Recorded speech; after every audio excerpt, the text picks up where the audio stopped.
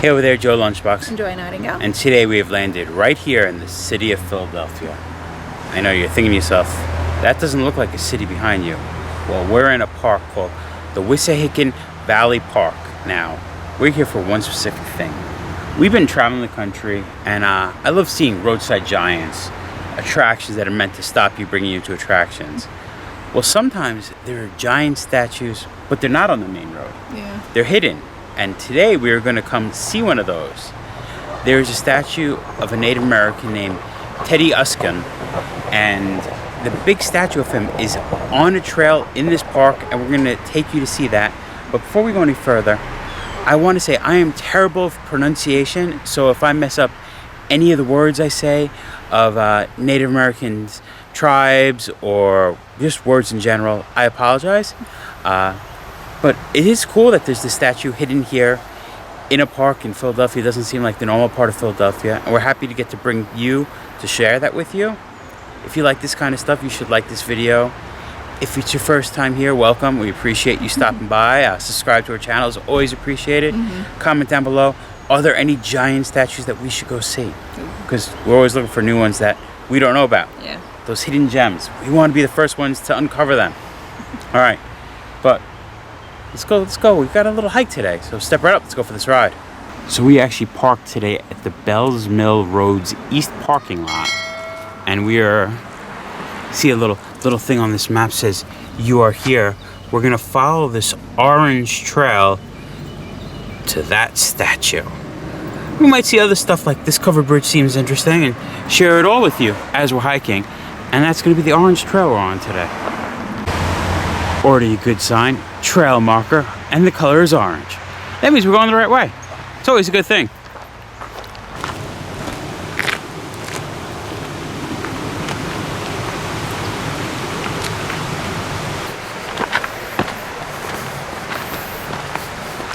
It's nothing like starting the morning off with a nice hike. It is weird knowing that we are actually in the city limits of Philadelphia.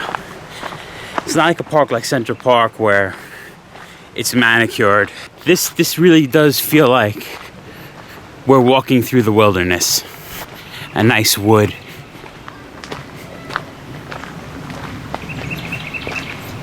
Hear the birds chirping. See the water flowing. Taking in all the sounds of nature.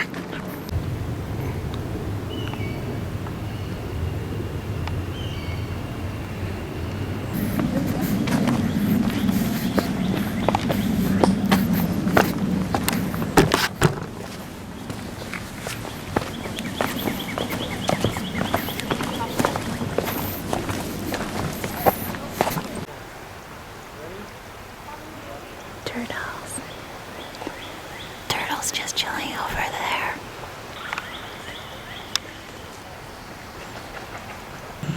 So this whole orange trail we're on runs along this stream. The whole park, more or less, is the valley around this stream. And like I said, we're in the Wissahickon Valley Park. So I'm figuring this is the Wissahickon stream. And the word Wissahickon actually comes from Native American words for, and like I said, I'm terrible with pronunciation, but the word comes from two separate words. Wissahickon, which means yellow colored stream, and Wissahickon, which means catfish stream. And that's where they made the name for this park.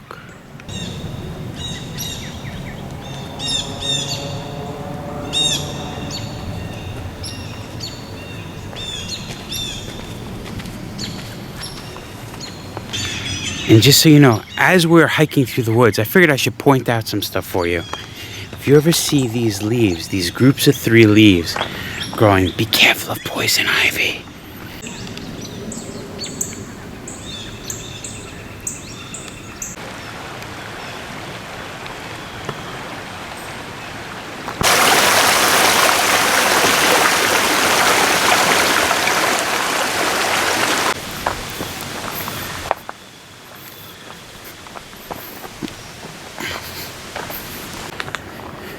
We came to a fork in the road. We had to bear right. I love trails that are well marked with their little signs. There's the orange.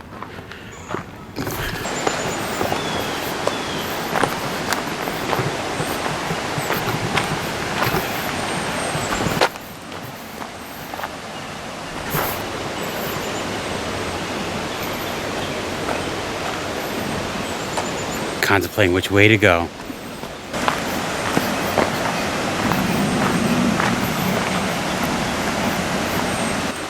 Coming down the hill, we have the first view of the Thomas Mill covered bridge.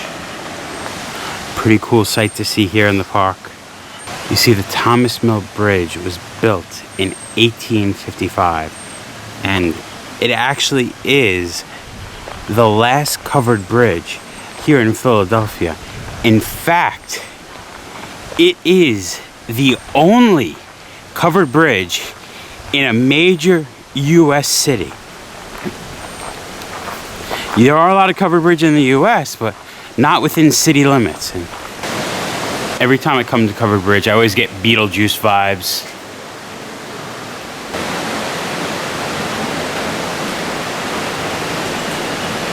It always is interesting what you can find within city limits. So now, obviously, this bridge doesn't have horse-drawn carriages coming over it. No cars. It is a pedestrian bridge only, meant for people to walk across. We've seen some bikes go across it, and I guess it's also meant for people to declare their love, because there is a lot of graffiti on the bridge. Don't graffiti the historic 1855 bridge. I mean, Becky, I love you, but I wouldn't write it on the bridge. Joy, I love you. I'm not writing it on the bridge.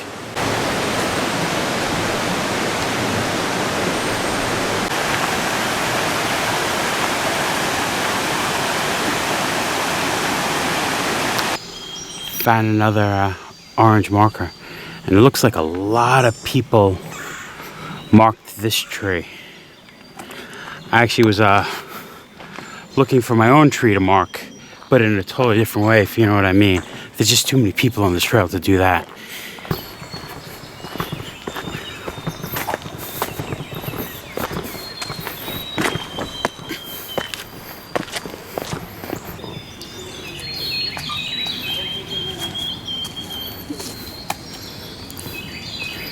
You made it! I did.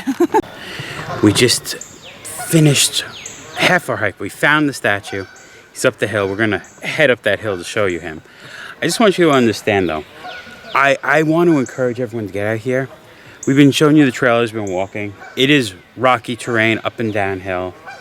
It is a couple of mile hikes to and back to the car from him, but it is worth it.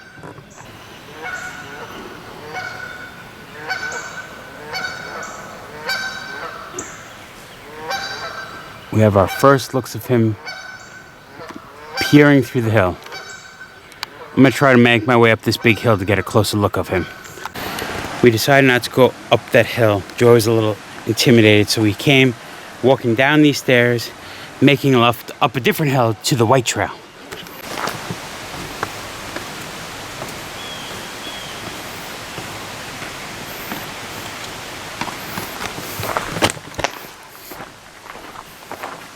There we have it. Statue 0.2 miles away. Once you get to this sign, there's two different ways. You could go straight back that way to get to the lower view of him, or you continue up this path, which takes you to, you can stand next to him. So this statue of Tedyuscung is one of the 3 statues in this park. It's a limestone statue. Obviously you can see it's of a crouching Native American with one hand on his brow looking out to the west. The rock they say this is on is something they call Council Rock. Supposedly they're saying it was significant to the Lenape Indians, yet historians and archaeologists said that the Lenape Indians might have been here fishing and hunting, but this wasn't an important rock to them. So you take it how you want to take it. The statue was donated by Mr. and Miss Charles W. Henry in 1902 and was sculpted by John Massey Rind. Now, what's interesting is, I keep saying to the statue by its name. It wasn't really even supposed to be that name. When it was being dedicated in 1902, one of the presenters gave it that name, and the name stuck. It was more just supposed to be a sculpture defining the Lenape Indians. Now, there are some problems with this statue. Now, the Lenape did originally inhabit the southeast area of the Delaware, and their name, Lenape, means original people. They're also known as the Delaware. If you look at the headdress on this Native American, he's wearing a Plains Native American headdress. The Lenape would not have been wearing that. And some people say, oh, it was 1902. This was the stereotype of what people thought Native Americans looked like. True, but the sculptor, J. Massey Rind, he did a lot of other historical stuff. There's battles at Gettysburg, sculptures on the battlefield he did. He's done sculptures in DC, and a lot of them were a lot more historically accurate. Now, in fact, this one is so unhistorically accurate that he didn't even try to make a Lenape Indian. You see, he has a sculpture up the Corning Fountain in Hartford Bushnell Park in Connecticut, and it's of some Native Americans surrounding a deer, and it was supposedly a different tribe of Native Americans, and he took one of those sculptures, recycled it, copied it to make this sculpture. Now, if we look at his sculpture in Connecticut, we can see the Native American presented in that sculpture. Same style headdress, arms positioned the same way, looking out with his one hand on his brow. So you can see how the sculptor sort of copied and recycled, let's say, his statue. He didn't take this one and move it here, but he just did the same image. This isn't actually the first Native American statue here. There actually was two other that stood here before, both made of wood.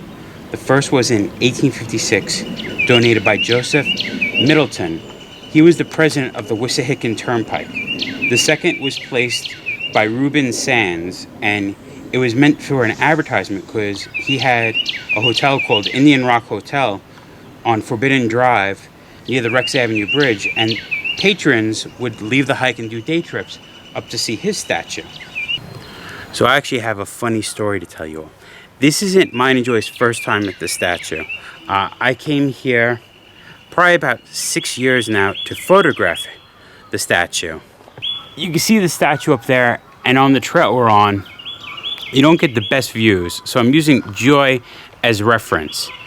This rock right here, I had this genius idea that I could climb up this rock to get good photos, and that was fine. I was fine until when I was up there, a rainstorm came in, and all this moss came extremely slippery, and I'm like, how do I get down? And on the far side of it, right up on this peak here, there was this big tree, and I'm like, I will wrap my arms and legs around the big tree, lean my back against the rock, and shimmy down. And right when I put all my weight on that big tree, it gave way, and I fell and landed right on that rock there. It was very painful. My whole side was all bruised. I'm glad I was okay. And the only thing that was the worst part about it is I broke that camera that I was taking the photos with. What you gonna do? You live and learn. Lucky enough, I preserved the camera, and I got some good shots of him. I mean, the camera was gone, but I preserved the film, and I got some good shots of him. Using Joy for reference again, Joy's about 5'6", standing next to the statue now. You can see it's a big limestone statue. And what's interesting is when we get this close, it's not a single statue. To get this statue here was actually 4 pieces, and there's a road up there that they supposedly lowered it down from the road to position it. And like as we're standing, we can see presented by Mr. and Miss Charles W. Henry, June 14th, 1902. And over here we see the sculptor's name, Massey Rind.